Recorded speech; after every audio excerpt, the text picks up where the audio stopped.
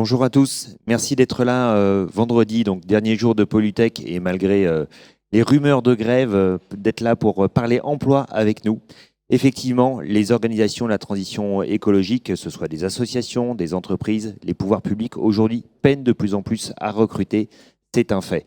Dans une perspective de plein emploi qui commence à arriver en France après tant d'années de chômage chronique, force est de constater que les entreprises ont ont de plus en plus de mal à recruter et qu'on observe une concurrence entre les filières. Alors dans ce contexte-là, pour que les organisations de la transition écologique, comme je disais, organisations privées, publiques, associatives, continuent à se développer, la question est dès lors de voir comment est-ce qu'on oriente les jeunes le plus tôt possible vers les filières de la transition écologique, comment est-ce que l'on séduit ceux qui sont déjà en poste pour leur permettre de rejoindre ces dites entreprises. Telles sont les questions auxquelles nos intervenants vont essayer d'apporter quelques éléments de réponse. Je vous les présente par ordre alphabétique. Thomas Martignon, qui est consultant stratégie et innovation chez Impulse Partner. Bonjour. Bonjour. Donc Impulse Partner, qui a un cabinet conseil en innovation. On aura l'occasion d'y revenir. Sophie Moretti-Garagnon, juste à ma gauche, donc responsable recrutement chez Ortec. Ortec, ensemblier de services pour l'environnement et l'industrie. Oui, c'est un groupe qui a une cinquantaine de métiers et qui intervient sur des phases d'ingénierie, de construction, de maintenance et aussi de services à l'environnement. On va y revenir un peu plus tard. Rémi Revellin, qui est directeur du département génie écologique et environnement à l'INSA de Lyon, donc à proximité. Bonjour. Oui, bonjour, génie énergétique et environnement. Et j'ai dit quoi? Génie écologique. Ah pardon, oui, génie énergétique et environnement. Ça, c'est, voilà. Et puis enfin, Bruno Richard, qui est directeur régional de OPCO2I, donc de la région Aura. Alors l'OPCO2I, l'organisme paritaire collecteur. Collecteur pour l'industrie, toute l'industrie Auvergne-Rhône-Alpes. Alors pour ceux qui ne sont pas familiers avec ce que c'est qu'un organisme paritaire collecteur, on va dire grosso modo, vous êtes le financeur de toute la formation professionnelle pour la branche industrielle. Oui, on finance la formation, on accompagne les entreprises dans leur recrutement et répondre à leurs besoins de compétences. Voilà donc pour un premier aperçu très rapide donc des intervenants qui vont prendre la parole sur cette table ronde. Et tout de suite, pour entrer dans un cadre concret, je vais proposer avec vous, Sophie, de voir quelles sont les tensions sur les métiers que j'évoquais. Concrètement avec vous, comment est-ce que ça se concrétise chez Ortec? Alors, les tensions, je parlerai plutôt de contexte parce que c'est d'ailleurs la thématique de votre table ronde ce matin. Nous sommes dans une transition. Et dans une transition, déjà, le monde de l'industrie change. Donc les métiers changent, ils évoluent, ils sont de plus en plus mécanisés avec aussi des collectes de données qui sont digitales. Donc on est dans un monde qui évolue sans cesse et ça c'est quelque chose où en tant qu'entreprise on est obligé de s'y adapter de manière très régulière et ça passe notamment par beaucoup de formations pour actualiser nos savoir-faire, les rendre meilleurs et surtout répondre aux contraintes de nos clients. Donc oui, aujourd'hui, si nous sommes tous ici aussi, on sait que c'est un forum commercial, mais j'ai vu quelques corners recrutement, donc je pense qu'on a toutes les mêmes difficultés. Puis il y a surtout la polarisation sur l'image des métiers. Ce sont des métiers pour beaucoup encore à faire connaître, c'est notre cas en tout cas. Le nettoyage industriel ne s'apprenant dans aucune école. C'est aussi notre rôle d'amener en tout cas des sensations autour de ces métiers qui sont épanouissants et qui ont un vrai sens. C'est intéressant. 1, 2, 1, 2. Oui. Intéressant. Allô, allô. Ça coupe un peu.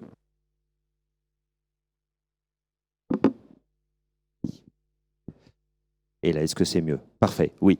Je disais qu'en vous écoutant, ce qu'on voit tout de suite, c'est qu'alors que vous êtes un ensemblier de services sur l'environnement et l'industrie, effectivement, il y a une forte connotation technique et industrielle dans les métiers de l'environnement. Dans nos métiers, oui.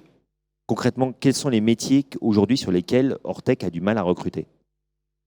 Alors, Ortec arrive à recruter quand même. Alors, je vous le souhaite, évidemment, mais je veux dire, quels sont les métiers sur lesquels c'est un petit peu plus délicat? En fait, la base de nos métiers, elles sont essentiellement sur des bases mécaniques, du génie des procédés, des compétences de géologie aussi pour la dépollution. Donc, ce sont des métiers qui ne s'improvisent pas. Ça passe aussi par un savoir, mais aussi par de l'expérience pour prendre plus de responsabilités. Donc, nous, c'est vrai qu'on communique, on explique, on montre, voilà, on fait le tour des écoles également et puis on fait venir les écoles chez nous. D'accord, donc pas mal de métiers techniques, pas mal de métiers mécaniques, j'imagine. C'est C'est tout ça, ce c'est qui une est base. Voilà. électromécanique, technicien de maintenance industrielle, tout ce Toute genre la de famille profil. de la mécanique. On va Et dire. qui finalement se retrouvent, comme on peut l'imaginer, dans les filières industrielles. Et c'est là où je disais, effectivement, il y a une concurrence entre les filières. Tout à fait. Alors, je vous propose qu'on avance avec vous, Rémi Revélin, donc directeur du département génie énergétique et environnement. Cette fois, je n'ai pas fait la boulette, à l'INSA. Alors, effectivement, les profils que vous formez, vous allez nous en parler. Ce ne sont pas forcément ceux que recrute Ortec, mais néanmoins, c'est intéressant de voir avec vous quels sont les profils que vous formez justement pour permettre aux entreprises, aux organisations de la transition écologique de continuer à se développer et à avancer. Oui, donc à l'INSA de Lyon, il y a environ 1000 diplômés par an, 1000 diplômés ingénieurs. Et il y a aussi une formation master spécialisée, type Bac+6. Donc il y a à la fois des ingénieurs et des masters spécialisés qui permettent de former des diplômés dans le domaine de la transition écologique et énergétique. Je pense notamment, bien sûr, au département génie énergétique et environnement, que je dirige actuellement, mais il y a également le master spécialisé ME4, master manager de l'environnement et de l'éco-efficacité énergétique. En ce qui concerne le département génie énergétique et environnement, en fait, nos ingénieurs mettent en œuvre des solutions durables pour la transition écologique de la société, entreprises, collectivités, mais également associations, sur 4 grandes compétences. La première, c'est l'efficacité énergétique des systèmes de génie des procédés. Deuxième, c'est la décarbonation, notamment énergie renouvelable, mais aussi le nucléaire. Une troisième grande compétence concerne les écotechnologies et l'écologie industrielle territoriale. Et la dernière grande compétence concerne les études d'impact, ACV, bilan carbone, et puis bien sûr les normes ISO. Voilà. Donc on diplôme à peu près 70 étudiants par an, sachant que l'INSA Lyon, c'est 1000 étudiants par an diplômés. Et à l'échelle de la France, c'est 43 000 étudiants. Voilà. Oui, parce que vous êtes sur l'INSA Lyon, mais il y a d'autres INSA partout en France. Voilà, alors voilà, il y a 167 000 étudiants en école d'ingénieurs en France, 22 000 dans le groupe INSA. Le groupe INSA, c'est 7 écoles INSA plus 6 écoles partenaires. Et l'INSA Lyon est la plus grosse des INSA et c'est 5 000 étudiants. Alors, moi, ce qui est intéressant de savoir, c'est ces ingénieurs que vous formez spécifiquement sur l'énergétique et sur l'environnement, est-ce qu'ils trouvent facilement un job derrière? Alors, très très facilement. Ils ont leur stage en dernière année. À la fin de leur formation, un élève sur 2 a une offre d'emploi et l'accepte. Quelquefois, l'élève a une offre d'emploi mais ne souhaite pas continuer. Mais c'est un élève sur 2 et en moyenne, c'est moins de 2 mois pour trouver un emploi. Ah oui, donc on sent vraiment effectivement qu'il y a une appétence des recruteurs pour les profils que vous formez. Complètement. En fait, ce qu'on entend de la part des recruteurs, c'est qu'ils ont du mal à fidéliser et après du mal aussi à recruter. Donc il y a beaucoup d'entreprises qui viennent vers nous justement pour être en contact des élèves à travers des projets, à travers notre forum des entreprises. Voilà, donc un contact assez proche pour justement toucher les élèves et leur montrer qu'il y a des débouchés intéressants dans leur voie. Alors, est-ce que vous avez une augmentation des demandes de la part des étudiants? Est-ce que vous sentez en tendance que vous avez de plus en plus de demandes d'étudiants qui veulent rentrer effectivement à l'INSA pour être diplômés en filière énergétique et environnement? Ouais, donc sur les 700 ou 800 étudiants qu'il y a sur les 2 premières années, Maths P intégré, on est le département le plus demandé, avec informatique. On parle de transition numérique et de transition environnementale, écologique. Donc, c'est vraiment les 2 départements qui sont les plus demandés. Et c'est vrai que notre département est extrêmement demandé. Il y a une très forte pression à l'entrée, à la fois en interne, avec ceux qui viennent de l'INSA, mais aussi en externe, puisqu'on peut avoir jusqu'à 500-600 dossiers pour 15 places, pour un recrutement direct en 3e année. Très bien. Thomas Martignon, effectivement, on entend Sophie qui nous dit que les métiers de l'environnement, de l'industrie changent. On entend Rémi qui nous dit à quel point la filière environnement et la filière informatique, du coup j'en arrive à l'innovation, sont des filières demandées. Comment est-ce que justement tous ces changements dans la transition énergétique et écologique est finalement motrice des étudiants pour venir rejoindre les filières dont on parle? Alors, déjà, et puis peut-être une présentation introductive de Solar Impulse, pardon, Impulse Partner. C'est pas le bon Impulse, effectivement. Donc, Impulse Partners, on est une société spécialisée dans l'innovation sur la ville durable. Donc on va travailler avec les acteurs de la construction, les ingénieries, les acteurs de l'environnement, de l'énergie et les collectivités territoriales. On va les aider à innover, soit par elles-mêmes, soit en travaillant avec notre réseau de 2000 startups en Europe. Et donc les startups, c'est à la fois des entreprises qui innovent, qui apportent de l'innovation, mais c'est aussi, quand on en connaît suffisamment, un marqueur de tendance.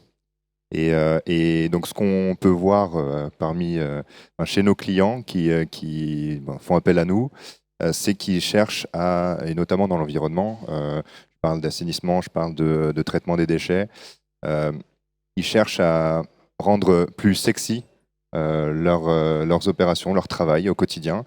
Alors, la perception qu'on a de ces métiers, elle n'est pas toujours juste. C'est des métiers où il y a énormément de technicité, énormément de belles choses à faire.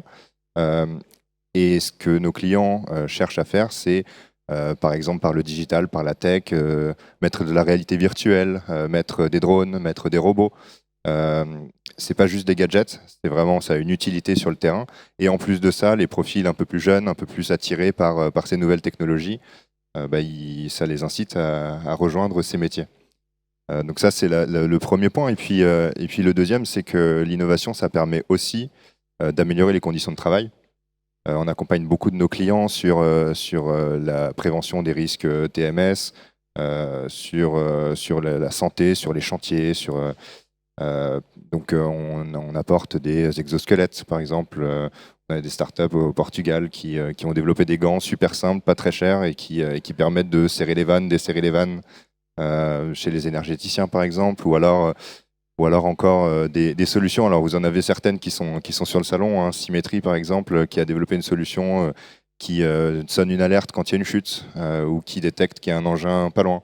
Voilà, c'est des choses qui, petit à petit, vont donner envie, parce qu'il y aura de moins en moins d'accidentologie, et qui peuvent donner envie aux jeunes de rejoindre ces métiers. Oui, puis la digitalisation, ça donne aussi plutôt pas mal envie aux jeunes de rejoindre les métiers où il y a pas mal de numérique. Oui, tout à fait. Alors, la digitalisation, c'est dans tous les secteurs. Donc, disons que c'est pas comme ça qu'on se différencie. Après, sur des métiers techniques, comme je vous ai dit, de la robotique, des drones, c'est des choses qu'on voit pas partout. Et donc les jeunes peuvent être incités à jouer avec ces... Alors c'est des vrais appareils techniques qui apportent un vrai service, mais finalement quand on voit que dans les métiers de l'assainissement, on commence à jouer avec des manettes qui ressemblent à des manettes de console, finalement... Bon, Ça parle plus aux jeunes que ouais. d'appuyer sur des vieux boutons électromécaniques. Tout à fait. Bruno Richard, Thomas nous parlait effectivement de rendre sexy des métiers, de la transition énergétique, dont on se rend bien compte que pour nombre d'entre eux, pas tous, hein, mais pour nombre d'entre eux, et notamment ceux qui sont en tension, on parle de métiers industriels. Et effectivement, comme on le disait, OPCO2I, c'est l'organisme qui accompagne la formation des filières industrielles. Alors comment est-ce que vous travaillez à l'attractivité de ces filières, globalement, hein, dans l'industrie? Parce que en France, on va dire qu'on n'a pas forcément une culture très technique, voire que pendant longtemps, même les formations professionnelles n'avaient pas bonne presse. Oui, alors quelques mots sur l'OPCO2I. On est donc une structure agréée par l'État et c'est pour ça que ma directrice générale a été appelée au ministère ce matin, donc je la remplace. Notre rôle, c'est effectivement aider les entreprises de l'industrie à trouver les compétences dont elles ont besoin. Donc, par la formation, l'évolution des compétences en interne et également aider les entreprises à recruter. Donc pour l'industrie, en fait, en France, c'est à peu près 3 millions de salariés et on gère à peu près 70 000 entreprises. On finance à peu près 100 000 alternants, donc apprentissage et contrat de pro. Ça ne répond pas suffisamment à la demande des entreprises, on en est conscient. Donc on va essayer de sourcer des publics auxquels les entreprises ne pensent pas. Et on travaille avec Pôle emploi, Mission locale, etc. Donc aujourd'hui, on met à peu près 2 milliards d'euros sur la formation dans l'industrie au niveau national. Pour Auvergne-Rhône-Alpes, par exemple, on a besoin dans les 12 mois qui viennent de 74 000 personnes. Tout type de métiers confondus, et l'OPCO2I représente 32 branches industrielles, et toutes les branches industrielles nous disent avoir des besoins de recrutement et des difficultés de recrutement. Donc nous, on est là pour informer, accompagner les entreprises sur le financement de leurs projets de formation, mais pas uniquement. Les OPCO, depuis la réforme de 2018, ont une nouvelle mission qui est de promouvoir l'attractivité des métiers. C'est pour ça que nous avons mis en place, à partir de février 2023, une campagne nationale que vous avez, je suis sûr, tous vu. Avec l'industrie, on a un avenir à fabriquer. C'est un spot télé qui est passé sur les grandes chaînes. On est présent dans les plus grands salons en France. On vient de terminer les WorldSkills en septembre. Là, on va attaquer le Mondial des métiers à Lyon également. On a de nouveau les WorldSkills en septembre 2024. Ce sont les finales mondiales qui se produiront ici à Eurexpo à Lyon. Donc on est aux Nuits de l'orientation, on est dans les salons étudiants, et donc on a une campagne publicitaire qui va redémarrer en novembre, et il y a 2 autres phases en 2024. Et donc on va être sur les télévisions, dans les cinémas, dans la plupart des villes d'affichage, les réseaux sociaux. Et aujourd'hui, la première vague de cette campagne, on a fait une étude d'impact. Et on a vu que la perception du grand public avait évolué au niveau justement de l'industrie. Et il est vrai que pendant des années, on a eu des politiques qui ne se sont pas intéressés à l'industrie. On a dit que ce n'était pas l'avenir. Et aujourd'hui, on a la chance d'avoir des élus et des politiques, à la fois nationaux et aussi en Auvergne-Rhône-Alpes, des politiques qui sont pour la réindustrialisation, la relocalisation de l'industrie en France. Il faut savoir qu'un salarié dans l'industrie génère 3 personnes dans les services. Donc un pays sans industrie, c'est un pays qui n'a pas d'avenir. Et aujourd'hui, c'est vrai que donc on mène toutes ces campagnes de communication pour faire changer l'image de l'industrie. C'est plus Zola. La crise Covid a beaucoup aidé en plus. On s'est rendu compte qu'on était désindustrialisé et qu'il fallait vraiment qu'on relocalise. Tout à fait. C'est pour ça qu'on a beaucoup d'entreprises qui relocalisent. On a en Auvergne-Rhône-Alpes la chance d'avoir beaucoup de sous-traitants du luxe. C'est un secteur qui est en pleine expansion. Et c'est vrai que pendant le Covid, ils ont eu des problèmes d'approvisionnement. Et donc aujourd'hui, la plupart relocalisent et c'est des milliers d'emplois. Le luxe, c'est 20 000 emplois nécessaires dans les 2 ans qui viennent, par exemple. Alors effectivement, en plus vous disiez l'industrie aujourd'hui, c'est plus Zola. Ça fait écho à ce que disait Thomas sur le fait que désormais, les métiers sont moins durs. En tout cas, on essaye de faire en sorte qu'ils soient plus faciles ou moins difficiles. C'est vrai que maintenant, les entreprises industrielles sont de plus en plus à haute technologie. Les besoins de compétences évoluent. Certaines branches industrielles, un opérateur, c'est Bac+2, voire Bac+3.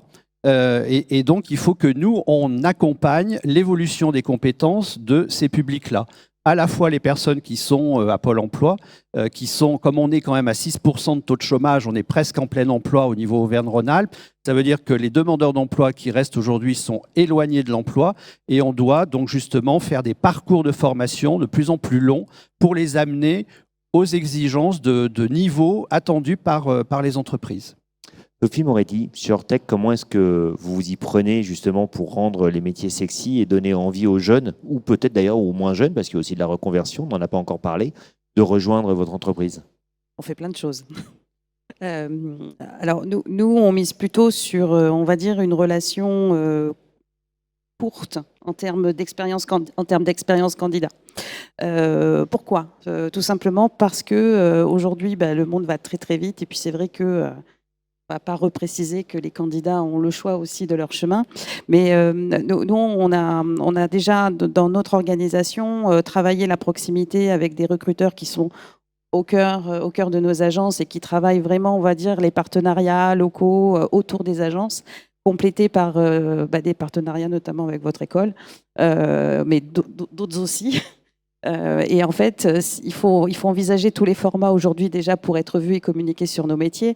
Donc, cette tribune peut en être une aussi. Le tour des écoles également. Mais nous sommes créateurs de nos événements et c'est vrai que c'est en invitant que ce soit des écoles ou des personnes qui sont en recherche sur nos agences ou comme nous l'avons fait il y a 15 jours à Durtal, donc entre Angers et Le Mans. C'est là où se trouve notre centre d'innovation. Et en fait, on a invité des partenaires écoles et d'autres partenaires, mais aussi des candidats d'une journée porte ouverte où on a pu expliquer une trentaine de nos métiers et voir en vrai quelles sont les étapes, on va dire, d'un revamping d'un hydrocureur, par exemple. Eh bien, ça nous permet, en tout cas, d'amener à nos métiers, d'expliquer vraiment le sens de chacun des métiers. Voilà, comment on peut évoluer ensuite, puisque nos managers partagent toujours leurs expériences, leur vécu. Et ce qui est important aussi à travers cette relation de proximité, c'est qu'il faut aussi montrer la porte d'entrée, mais la vie dans l'entreprise. Et là, clairement, les candidats qui viennent nous rencontrer arrivent très bien à se projeter dans l'ambiance, dans l'ADN du groupe Ortec, et puis aussi les possibilités. Quand vous discutez avec un opérationnel qui vous explique qu'il est rentré pépinière, donc chez nous, c'est le nom de notre programme Graduate, il est rentré, il était avec les opérateurs, il a tout appris, il est passé par notre centre de formation, et puis il a pris des responsabilités, il a pu changer de business unit. Eh bien, voilà, il est parti à l'étranger, il est revenu. C'est aussi donner, on va dire, un aperçu de l'oxygène qu'on peut donner à une carrière chez Ortec. Et c'est comme ça qu'on y arrive, en fait.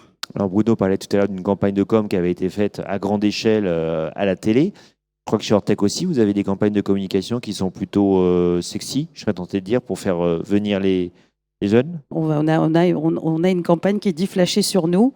Voilà. Après, c'est surtout une campagne qui montre aussi des images de collaborateurs qui soit montent dans un hydrocureur ou qui sont sur un chantier de dépollution ou qui font du nettoyage industriel. Donc, c'est aussi montrer, on va dire, la vraie vie sur les opérations. Oui, pas mentir quand même effectivement dans le message qui est adressé, même si l'objectif c'est quand même de donner... L'image est un support et oui, il faut qu'il soit fidèle, il faut que l'image soit fidèle. Et vous avez quelques exemples de slogans que vous donnez?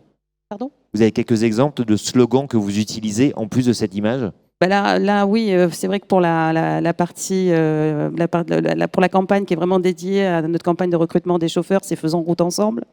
Voilà. D'autres exemples peut-être? Oui, on a des atomes crochus, on va dire, pour les expériences dans l'industrie. Enfin, voilà. Puis, voilà, je vous invite à venir sur le site ortecrecrute.fr où vous avez tous les supports et toutes nos offres aussi. Alors Rémi, on voit effectivement donc, que les métiers de l'environnement, de la transition écologique et énergétique sont pour une grande part des métiers industriels, donc notamment, mais pas que. Ça va chercher bien au-delà, effectivement, puisque dans un contexte de concurrence, comme je le disais, entre les filières professionnelles, l'objectif, c'est d'aller capter large et du coup, quelque part, de verdir ceux qui sont dans d'autres filières de formation, notamment. Comment est-ce que ça se concrétise à l'INSA, quelque part, comment est-ce que la question environnementale percole au sein de toutes les formations de l'INSA, plus largement que votre département énergétique et environnement? Oui, alors à l'INSA, il y a 9 départements. Il y en a un qui est spécialisé dans la transition écologique et énergétique. C'est celui que vous dirigez. GEN, voilà, de celui dont je viens. Et les autres départements sont maintenant obligés en fait d'aller vers un socle commun. Alors, en 2020, l'INSA a fait voter via son conseil d'administration une note de cadrage stipulant qu'il devait y avoir à peu près une 50aine d'heures chaque année sur les problématiques socio-écologiques. Il se trouve qu'une année après, la CTI, la commission des titres d'ingénieurs, c'est-à-dire l'organisme qui autorise les écoles d'ingénieurs à délivrer le diplôme, a inscrit dans son règlement le fait que chaque élève devait avoir vu un socle minimum sur ces problématiques. Enjeux du vivant, enjeux climatiques, limites planétaires, anthropocène, etc., analyse d'impact. Ce qui fait que l'INSA a été précurseur finalement et a même inspiré la commission des titres d'ingénieurs, et ce qui fait que dans toutes les écoles de France, il va y avoir ce socle minimum. À l'INSA, sur les 2 premières années, qui sont des 2 premières années Maths-P, il y a eu une refonte en fait, de la maquette avec l'apparition d'un nouveau module qui s'appelle Être, pour parler justement de tous ces enjeux du vivant, climatique, mais aussi du rapport homme-nature, être humain-nature, à travers des cours SHS. Et puis ensuite, dans les départements, mais ça va se décliner en fonction des spécialités. Si je prends par exemple le département génie mécanique, ils vont mettre l'accent plutôt sur les low-tech ou sur l'éco-conception. Et puis, par exemple, génie industriel, qui travaille plutôt sur l'efficacité du fonctionnement des entreprises, ils ont introduit beaucoup plus de gestion de déchets.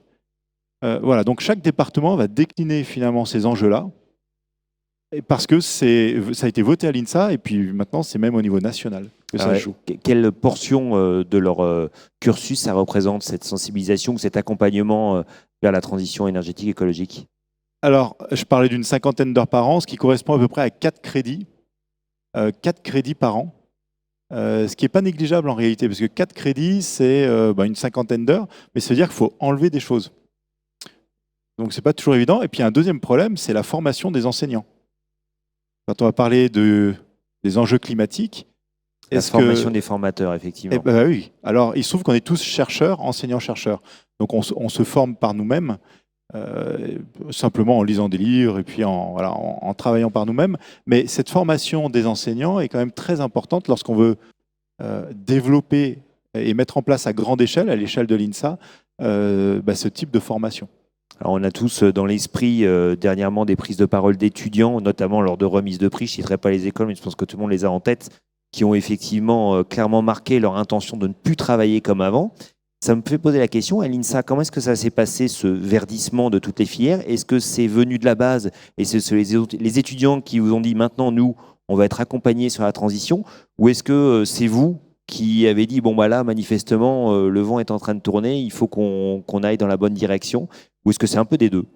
C'est plutôt un peu des deux. C'est-à-dire qu'il y a eu un mouvement de fond, il y a un peu avant le Covid, on appelait ça transition INSA. Donc les élèves qui voulaient accompagner la transition de l'INSA sur les méthodes pédagogiques, mais également le fond du sujet. Et en même temps, la direction s'est saisie aussi de cette opportunité vraiment et a fait voter donc une note de cadrage qui est un règlement au sein de l'INSA. Et donc je dirais que c'est à la fois en haut et en bas que ça s'est joué. Voilà. Donc ce règlement, c'est Transition 2030, c'est ça? INSA 2030? C'est Ambition 2030. Et Ambition 2030, c'est même à l'échelle de l'INSA, au-delà de la partie pédagogique, c'est même sur l'organisation du travail, sur le numérique sur les postes de travail. C'est un ensemble de voies d'amélioration à l'échelle de l'INSA. Vous avez quelques exemples à nous donner? Alors, Ambition 2030, y a, par exemple, toute la démarche qualité au niveau de l'INSA. On n'est pas très bon sur la démarche qualité, donc c'est quelque chose qu'on met en place à l'échelle de l'INSA. Il y a aussi le fait de faciliter les process internes. Voilà quelques exemples. Mais aussi le numérique. Par exemple, on a un dispositif central d'informatique, la DSI, Direction des services informatiques. On a eu ces dernières années des difficultés à recruter, dans l'administration, il y a un problème de salaire par rapport au privé. Et donc, le numérique faisant partie de la transition, eh bien, il y a aussi un grand travail qui est fait sur ce point. Bruno Richard, s'agissant du verdissement, j'ai cru voir aussi qu'au sein d'Opco2i, la transition des métiers de l'industrie vers une industrie plus verte, en plus à l'heure où on parle de loi de réindustrialisation pour une industrie verte en France, ça fait également partie de vos missions. Alors comment est-ce que vous en emparez? Oui, parce que depuis la loi climat et résilience, les OPCO ont l'obligation d'informer les entreprises sur tous ces sujets environnementaux. Donc, on ne fait pas à la place d'eux, mais on sensibilise les entreprises sur ces sujets-là, puisque des entreprises maintenant industrielles ont des obligations en matière d'environnement. Donc nous avons plusieurs dispositifs. Nous avions eu post-Covid donc une convention relance industrie avec le gouvernement. Donc on a mobilisé 350 millions d'euros pour accompagner les entreprises sur repartir après la crise Covid. Et depuis 2023, on a avec l'État une convention, FNE, Fonds national pour l'emploi.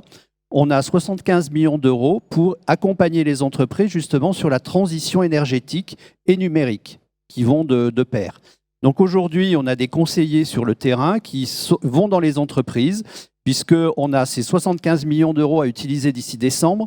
Donc on a besoin effectivement que les entreprises prennent en main ce sujet et nous, on va financer. En fonction de la taille de l'entreprise, il y a des pourcentages, mais on finance les coûts pédagogiques pour toutes les entreprises qui s'emparent de ces sujets environnementaux, donc sur l'évolution de compétences, avec des changements de technologie. Je pense à une entreprise de fabrication du verre qui est passée de l'électrique à l'hydrogène. Et donc, les compétences des salariés ont dû évoluer. Et donc, on a accompagné ce type d'entreprise sur l'évolution du verdissement, effectivement, ou de ces sujets transition écologique. Et on a aussi, sur les formations, on peut avoir aussi un impact pour demander aux opérateurs de formation, effectivement, de verdir un peu leur formation. On lance des actions clés en main, donc ce sont des actions collectives. Et dedans, dans les cahiers des charges, on demande aux organismes de formation qui se positionnent sur nos offres, d'appel d'offres, de mettre des modules, effectivement, sur ces sujets environnementaux. On mobilise aussi auprès des entreprises des diagnostics transition écologique, où là, on peut mettre à disposition des prestataires aux entreprises pour les accompagner justement pour faire l'analyse de leurs besoins de compétences sur ces sujets environnementaux. Ce n'est pas forcément des nouveaux métiers, mais c'est des formations complémentaires sur des métiers de base qui sont déjà dans les entreprises. Donc là, on a de plus en plus d'outils sur ces sujets. Et on a aussi un observatoire compétences industrie qui régulièrement sort des études. Et on a une étude qui vient de sortir qui est impact de la transition écologique sur les métiers industriels. Et ça nous permet aussi, avec ces études, d'orienter l'offre des organismes de formation et aussi travailler avec les branches professionnelles pour qu'elles aussi, au sein, par exemple, de leur certification, parce que la plupart des branches professionnelles, on peut les accompagner aussi pour mettre en place des certifications paritaires, gérées par les branches. Et là aussi, on les alimente avec toutes ces études pour qu'ils prennent en compte ces sujets-là dans leur formation de branche. Alors c'est une des mesures qui sont assez récentes aujourd'hui. Dans quelle mesure est-ce qu'elles se sont enracinées effectivement dans les process? C'est en cours, on est au début? Alors pour nous, c'est vraiment le début puisque ces fonds FNE Transition écologique, c'est vraiment une volonté de l'État que les OPCO aillent sur ces sujets-là. Alors après, on rencontre des entreprises. Alors on a des grands groupes qui connaissent déjà la problématique, qui s'en sont déjà emparés. Et il y a des filières qui font déjà du recyclage, du réemploi, qui font de l'éco-conception quand ils conçoivent leurs produits. Donc la plupart des entreprises en sont conscientes. Mais conscientes ou d'ailleurs obligées avec la loi AGEC notamment. Voilà, et obligées avec la loi AGEC. Mais c'est vrai que nous, en fait, on vient aider et accompagner ces entreprises-là, puisqu'elles ont pris conscience du problème, elles s'y sont emparées, mais maintenant, il faut qu'on les accompagne sur l'évolution des compétences, l'impact sur les RH au niveau des entreprises de ces nouveaux sujets. Très bien, merci pour cet éclairage. Thomas, il y a quelque chose dont on n'a pas encore parlé, ce sont les process de recrutement. Parce qu'effectivement, on a vu que les entreprises passaient des partenariats avec les écoles, on a vu les OPCO qui font des démarches auprès des entreprises pour verdir, on a vu que les formations avaient tendance à se verdir. On n'a pas parlé du process de recrutement lui-même, notamment parce qu'aujourd'hui, il s'agit d'aller chercher des jeunes. Ça fait écho à la question de l'innovation. Est-ce que vous, dans votre écosystème, vous avez eu des choses intéressantes en la matière? Oui, tout à fait. Alors, il faut savoir que Impulse Partners, historiquement, donc ça fait 12 ans qu'on existe, on était spécialisé dans les métiers du BTP. Donc, en termes de tension de l'emploi et de métiers pas forcément sexy, on était bien. Et ce qu'on a vu émerger au fil des années, c'est des offres un peu nouvelles pour soit accéder à des candidats, un vivier de candidats qui n'étaient pas accessibles à ce moment-là, soit pour former des personnes en reconversion professionnelle. Et donc élargir un petit peu le pipe de candidats qui était accessible par ces groupes. Donc par exemple, on va avoir des startups comme ASAP Work qui a entièrement digitalisé son activité, à savoir ils vont aller regarder automatiquement sur le web, ce qu'on appelle scraper le web, pour identifier tous les profils qui ressemblent aux intitulés des postes et aux fiches de poste des profils qu'ils cherchent à recruter. Et donc, ils vont constituer une base de données de manière totalement automatique, en regardant sur LinkedIn, en regardant sur d'autres sources. Ils sont, eux, experts du monde du BTP. Ils ont fait 10 ans de conseil avant recrutement dans les métiers du BTP. Donc après, ils ont créé un algorithme qui permet de trier et prioriser les profils.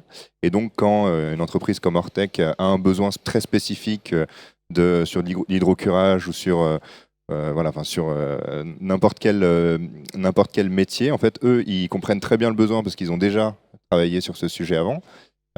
Ils lancent leur algorithme, ça leur fait des recommandations et derrière, en l'espace de 30 secondes, ils sont capables de recommander des profils disponibles en 3, 4, 5 profils qui correspondent bien et qui sont disponibles. Concrètement, l'idée, c'est de transformer le web tout entier en une grande CVTech. C'est un petit peu ça, oui, tout à fait. C'est ce qu'ils ont réussi à faire pour les métiers du BTP parce qu'ils sont experts du BTP. Et en fait, on voit cette tendance de spécialistes qui maîtrisent très très bien les sujets parce qu'on est encore une fois sur des métiers techniques où on cherche des profils qui ont certaines formations, qui ont certaines expertises, certaines expériences. Et ces profils ne sont pas toujours simples à aller chercher parce qu'ils n'ont pas forcément de LinkedIn. Un opérateur sur le terrain n'a pas toujours un LinkedIn. Et donc, ils ont développé une sorte de réseau de sources qui leur permet de remonter ces profils. Ça, c'est un premier exemple qui est assez intéressant parce que ça apporte un vivier complètement nouveau. Et on n'est pas juste sur une logique de « je communique mes besoins en recrutement et donc j'ai un flux de candidats qui arrive ». Mais là, c'est vraiment une démarche où on va chercher des profils qui sont un petit peu loin de mes canaux de communication. Et je parlais de la formation également tout à l'heure. Toujours dans les métiers du bâtiment, sur la rénovation énergétique, qui est un autre très grand enjeu environnemental. Métier en tension énorme, on n'a pas assez d'artisans, on n'a pas assez d'installateurs qui sont capables de réaliser les travaux de rénovation. Et donc, on a vu émerger des offres comme celle de La Solive. La Solive, c'est une entreprise qui s'est spécialisée dans la reconversion professionnelle sur des formations de 3 mois pour des métiers spécifiques. Et c'est une formation terrain. C'est-à-dire qu'il y a 2 semaines de formation théorique au début pour comprendre un petit peu l'univers, le contexte dans lequel ils vont opérer. Et ensuite, ils vont sur le chantier. Et ils font les tâches au quotidien du futur métier qu'ils vont avoir.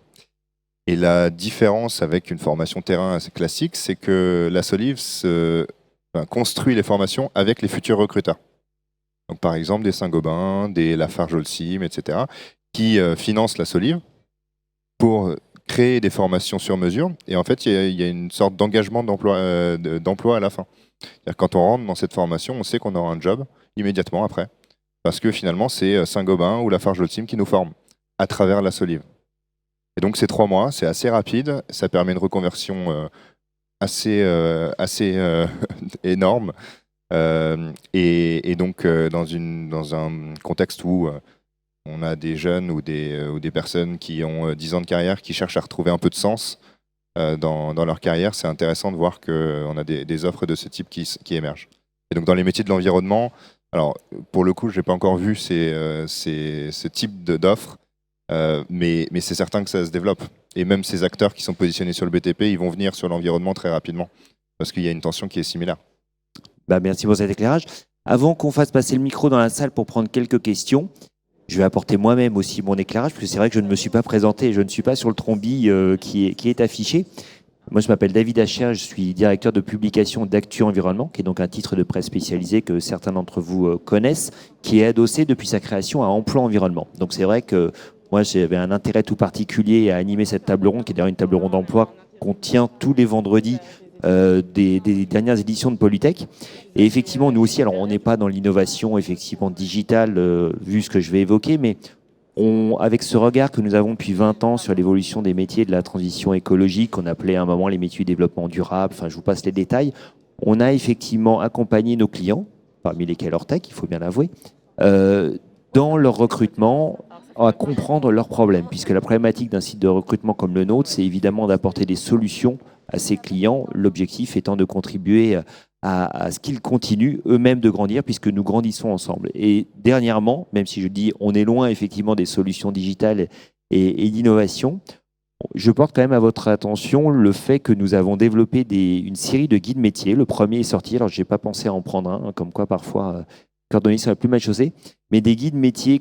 La première édition est consacrée au métier de l'éolien. Alors l'éolien qui est assez peu représenté ici sur Polytech, mais comme je le disais, c'est une première édition. Et les métiers spécifiquement Bac+2. Alors comme par hasard, on y retrouve les métiers d'électromécanicien, agent de maintenance, etc. Tout ce qui est pénurique, en fait, chargé de travaux, exactement.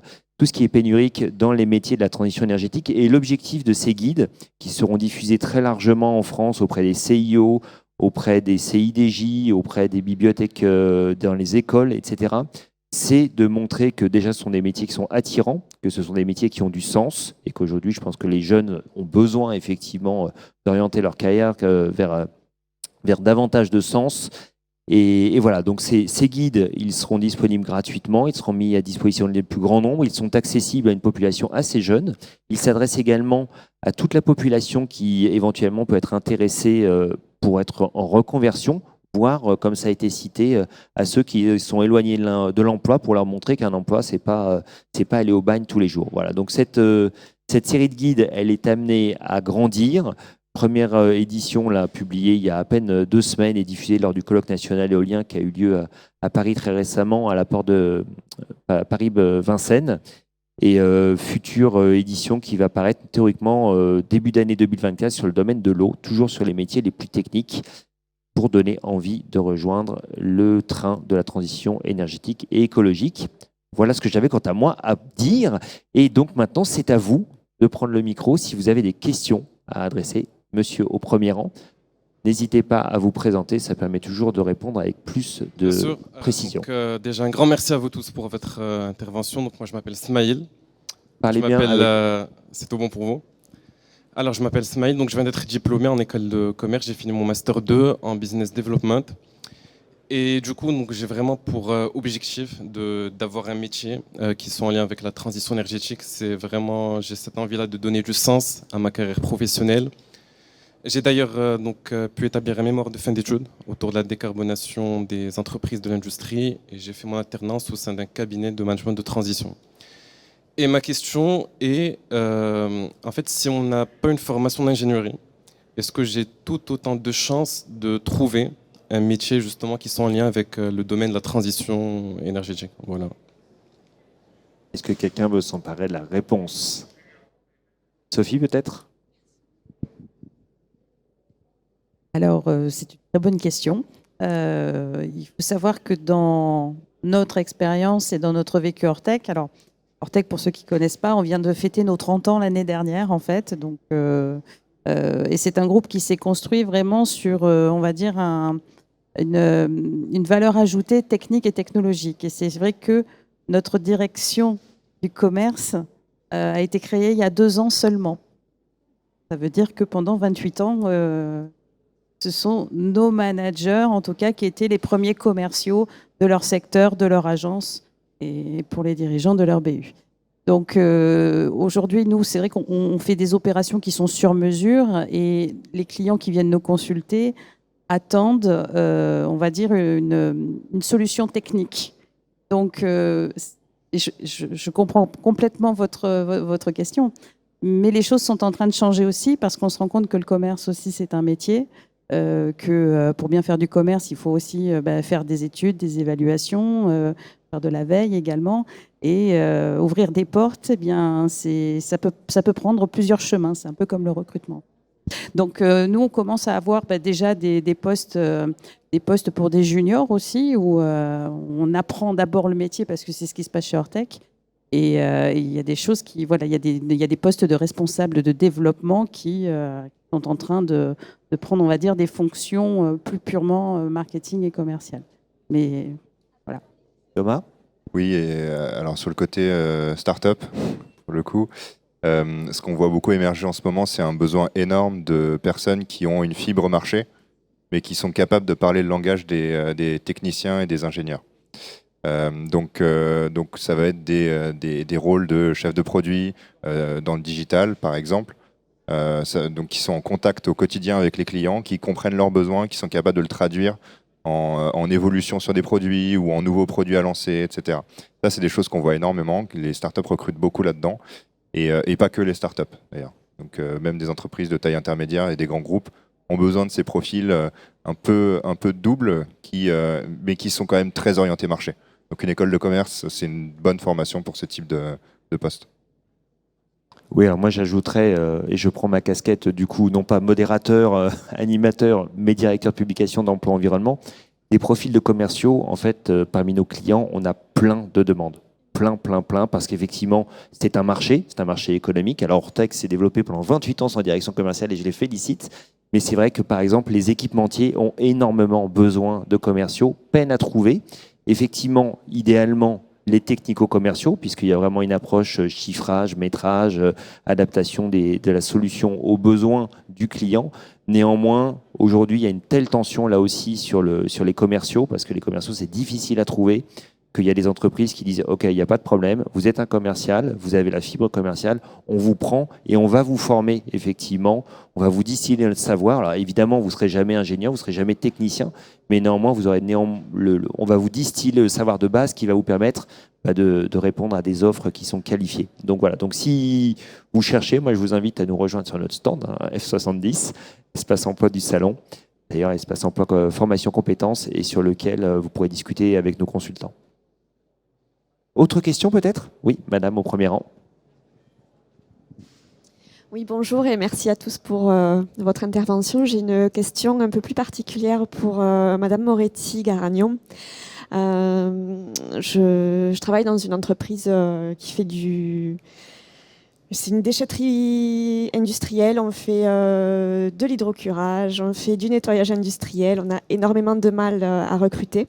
Vous allez m'accompagner à mon stand alors en sortant de la conférence, c'est ça? Non, on a commencé à se structurer, on est une PME, donc on a commencé à se structurer là au niveau RH. Moi j'aurais voulu avoir un peu plus votre recul par rapport aux actions que vous avez entreprises envers les organismes de formation et envers les écoles. Vous parliez de journées portes ouvertes, hein, vous parliez d'aller à leur rencontre. Quel retour vous en avez aujourd'hui? Un retour d'expérience rapidement. Je vous remercie de votre question parce que c'est vrai que dans la première réponse que je vous ai apportée, on n'a pas eu le temps de mentionner l'apprentissage. Aujourd'hui, nous, ça fait 2-3 ans en fait, qu'on lance des plans jeunes assez développés et on permet en tout cas à du public jeune diplômé comme à des personnes en reconversion de pouvoir apprendre nos métiers. Donc là, c'est aussi un axe qui est développé et là, on vient de clôturer le plan. On n'est pas loin des 1000 jeunes, on va dire, entre les stages, les alternants et les premiers jobs, pourvus cette année chez Ortec. Donc voilà, l'expérience avec les centres de formation, elle est capitale. Je vais citer l'IUMM d'Istres, qui est un partenaire de proximité déjà parce que notre siège est à Aix-en-Provence, mais qui aujourd'hui, par exemple, nous invite sur les soirées d'inscription au CFA. C'est-à-dire qu'il y a les profs, comme les profs qui sont chez vous sans doute, qui font visiter les départements et ils nous invitent en tout cas en tant que partenaire pour qu'on puisse expliquer ce qu'on peut faire dans une entreprise comme Ortec une fois que les formations sont terminées et les diplômes sont acquis. Donc ça, c'est un des exemples. On a pas mal de partenariats avec des centres de formation type AFPA et AFPI également, qui sont des partenaires de proximité super importants. On met en place en tout cas des programmes de formation avec justement une embauche à la clé ensuite. Donc là, c'est vrai qu'on remercie aussi régulièrement tous nos partenaires, en tout cas, d'être extrêmement dynamiques. Et puis je crois que c'est une synergie de contact et de beaucoup d'énergie pour accompagner justement dans nos nouveaux métiers. Bruno Richard, c'est vrai qu'on n'a pas parlé d'apprentissage dans cette table ronde. Pourtant, c'est un segment vraiment important pour pouvoir former les jeunes et les intégrer dans les industries. J'ai donné quelques chiffres. Bon, c'est vrai qu'on est, nous, à 100 000 alternants par an de pris en charge. C'est vrai que dans nos missions, bien évidemment, sur les salons, on essaye d'orienter les jeunes vers l'apprentissage et notamment les métiers industriels. C'est notre rôle en tant que OPCO 2I. Mais c'est vrai que l'apprentissage est une des méthodes les meilleures aujourd'hui pour pouvoir procéder au recrutement. Mais c'est vrai que la problématique que l'on a aujourd'hui, c'est le sourcing. Alors c'est vrai, comme vous le disiez, nous aussi, on va chercher des jeunes ou des moins jeunes qui sont éloignés de l'emploi. C'est des publics auxquels certaines entreprises n'avaient pas l'habitude d'aller ou de recruter. Et aujourd'hui, on monte des opérations comme ça avec Pôle emploi et Mission locale, le Conseil régional. On fait des préparations opérationnelles à l'emploi collective pour préparer justement ces personnes éloignées de l'emploi pour rentrer dans un contrat d'apprentissage ou contrat de professionnalisation. Et c'est vrai que le taux d'insertion, il est de plus de 80% aujourd'hui. Et les entreprises utilisent beaucoup ce dispositif qui est une voie royale aujourd'hui pour recruter. Eh bien, écoutez, merci à tous de nous avoir écoutés. Merci à vous d'avoir participé à cette table ronde. Et puis, rendez-vous, non pas dans 2 ans, mais l'année prochaine à Paris sur Polytech, puisque un créneau a été d'ores et déjà placé pour 2024 sur lequel l'emploi aura là évidemment la part belle. Merci à vous de nous avoir suivis.